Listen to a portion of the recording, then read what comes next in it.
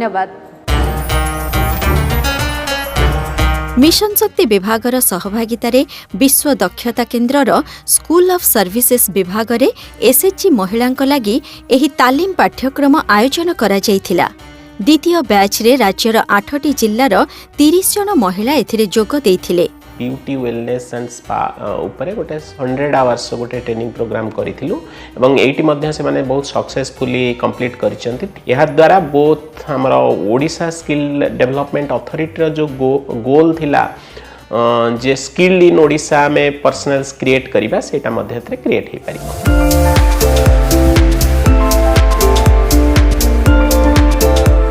3 सप्ताह धरी चलीथिबा एही कार्यक्रम रे एसएचजी महिला को आधुनिक basic facial, bridal makeup, basic hair cutting, pedicure, manicure, shampooing, head massage एवं थ्रेडिंग आदि उपरे ट्रेनिंग दिया जायथिला।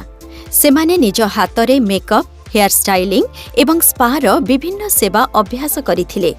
These women are very keen, they're very happy to have completed this course because it has shown them a passion where they could never have realized otherwise.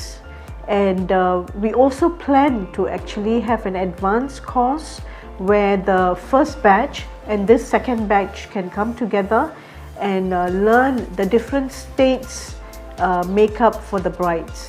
So instead of just doing Odia bridal makeup, we plan to do how to decorate the brides according to the different states of India.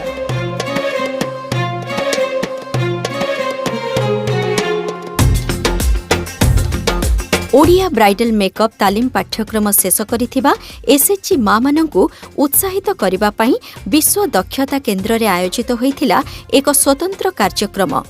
एथिरे ओडिशा दक्षता विकास प्राधिकरणर अध्यक्षा तथा विश्व दक्षता केन्द्रर CEO Alka मिश्र जोगदेई SHG मांकर अनुभूति शुणिथिले।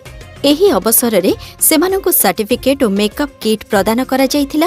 एहा सहित SHG मांकु नै एक रैम्प शो मध्य होइथिला। फर्स्ट टाइम आमे संबलपुर शिखिथिलु 25 दिनिया कोर्स बहुत भल लागिथिला। आमे भाबी भी नै पारि कि आमे इनके आसमो भुवनेश्वर आ एति सब शिखि पारमो बोली बहुत खुश लगुची जगह के आसिकिना। मो ऑल स्किल सेंटर को आसीबा परे मोर दक्षता विकास हेची।